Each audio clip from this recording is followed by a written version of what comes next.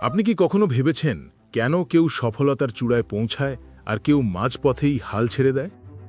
উত্তরটা খুব সহজ, পরিশ্রম।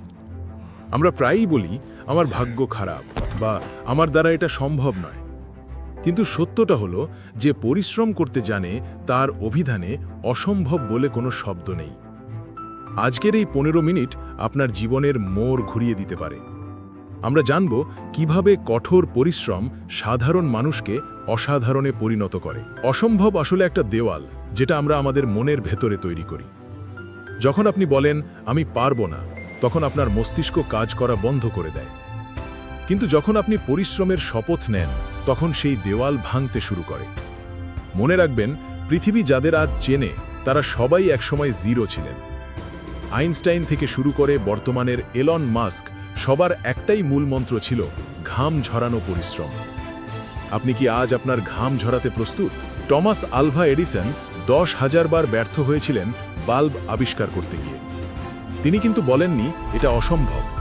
তিনি বলেছিলেন আমি ব্যর্থ হইনি, আমি 10,000টি এমন উপায় বের করেছি যা কাজ করে না। এটাই হলো পরিশ্রমীর মানসিকতা। পরিশ্রম মানে শুধু গাধার মতো খাটা নয়, পরিশ্রম মানে লক্ষ্য ঠিক রেখে বারবার চেষ্টা করা। পরিশ্রমী মানুষ জানে যে কষ্টের ফল আজ না হলেও কাল আসবেই। আপনার সবচেয়ে বড় শত্রু অন্য কেউ নয়, আপনার নিজের অলসতা। কাল করব, পরশু করব, এই অজুহাত আপনার স্বপ্নকে খুন করছে। যে পরিশ্রম করতে জানে সে মুহূর্ত নষ্ট করে না। যখন বাকিরা ঘুমিয়ে থাকে, পরিশ্রমী মানুষ তখন তার দক্ষতা বাড়ায়। যখন অন্যেরা আড্ডা দেয়, সে তখন নিজের লক্ষ্যে কাজ করে। আপনার পরিশ্রমই আপনার ভাগ্য গড়ে দেবে।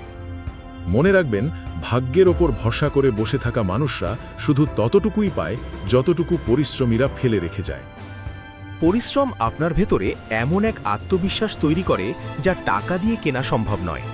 আপনি যদি পরিশ্রম করতে জানেন, তবে আপনি পৃথিবীর যে কোনো সম্পদ অর্জন করতে পারেন। আজ থেকেই নিজের অজুহাতগুলোকে তালাবদ্ধ করুন, কাজে নেমে পড়ুন, ছোট ছোট পদক্ষেপ নিন, কিন্তু থামবেন না।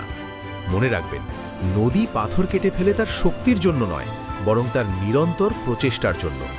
আপনিও পারবেন। আপনার জন্য কোনো কিছুই অসম্ভব নয়। আজকের এই পরিশ্রমই কালকের সাফল্যের গল্প হবে। জেগে উঠুন, কাজ শুরু করুন এবং বিশ্বকে দেখিয়ে দিন আপনিও পারেন। ভিডিওটি ভালো লাগলে শেয়ার করুন এবং কমেন্টে লিখুন আপনার লক্ষ্য কী। ধন্যবাদ।